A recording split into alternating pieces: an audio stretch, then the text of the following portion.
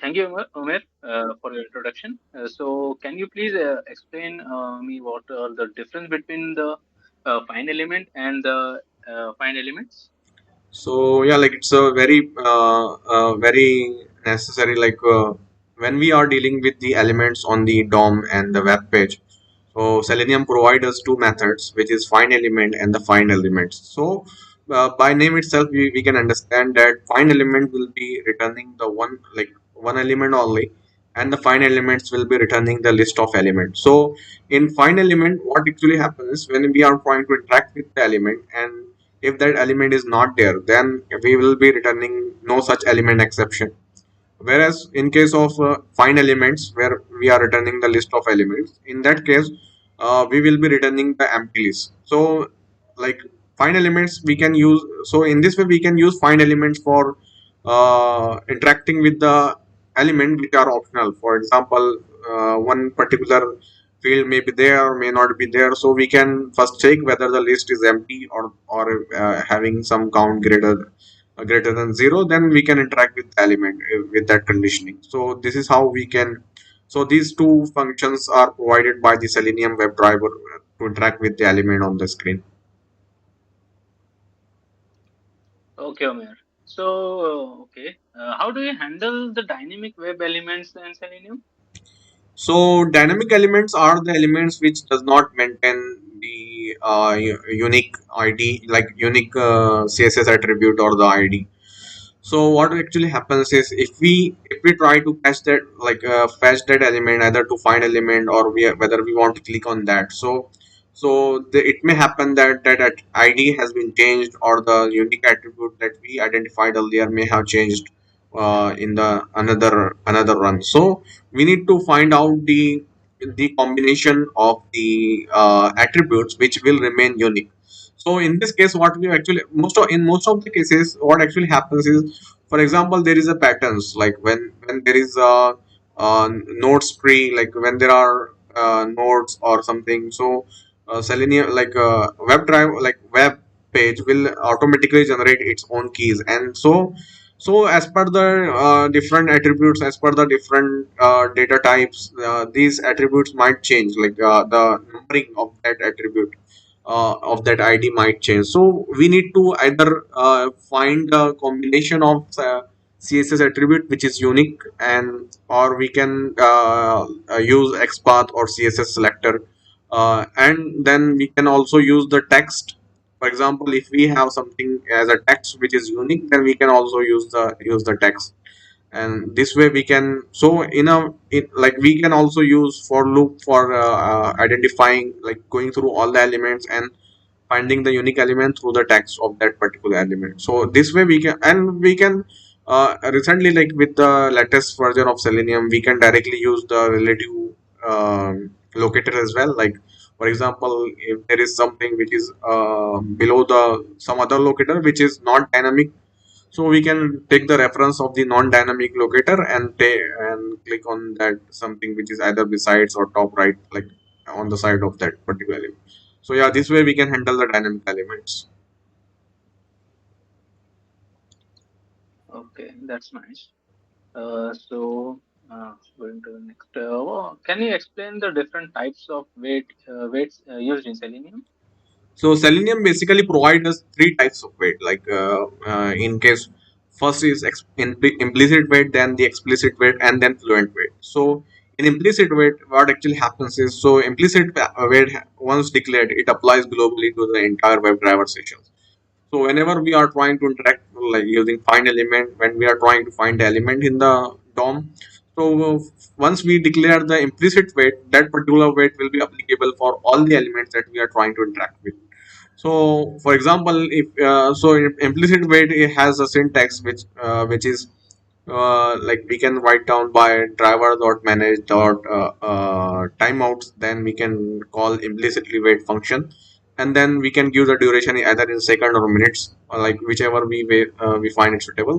Like most of the time, it is given in the seconds, preferably 10 seconds or 20 seconds. So once we declare this implicit weight, then this weight will be applicable for entire session of the WebDriver.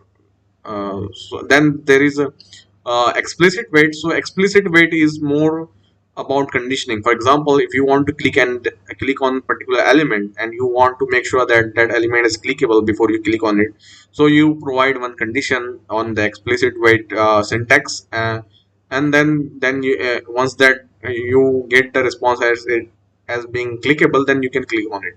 Same way you can go through various other options. For example, if you want to interact with the alert on the page, then you need to make sure that that alert is already there before clicking on it. Otherwise, like, you may get some exception, no alerts found exception or something like that.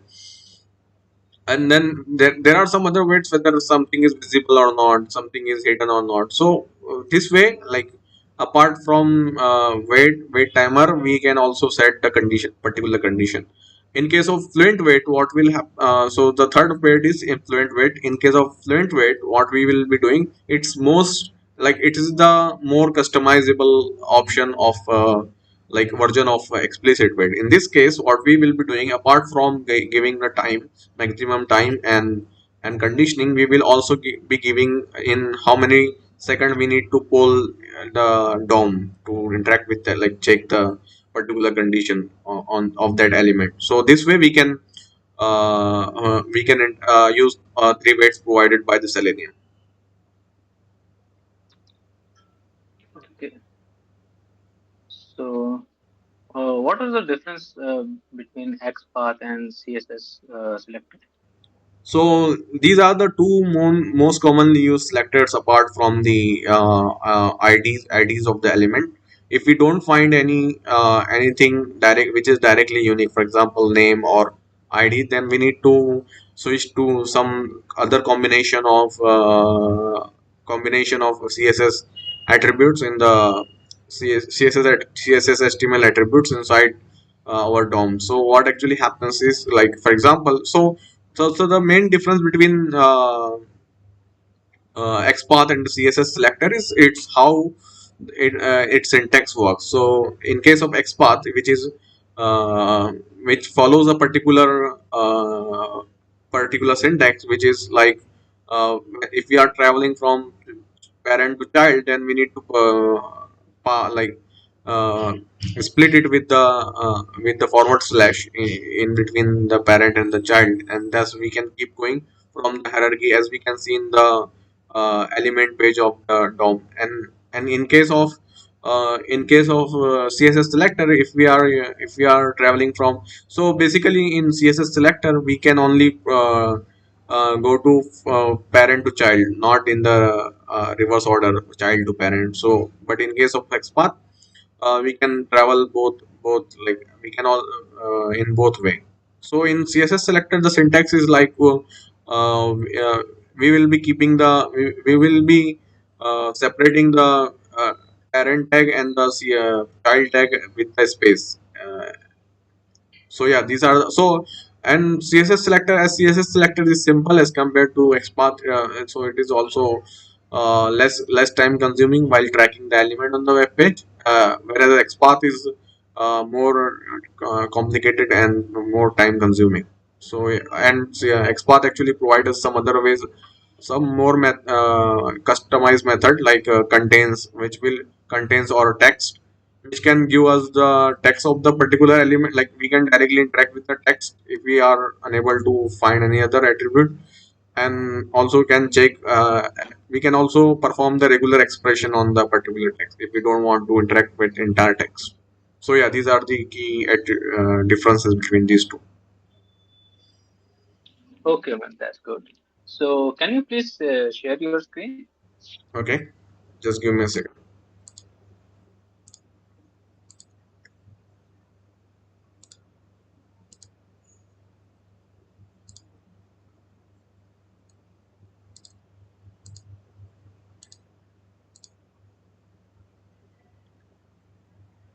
Let me know if the screen is visible. Yeah, it's visible.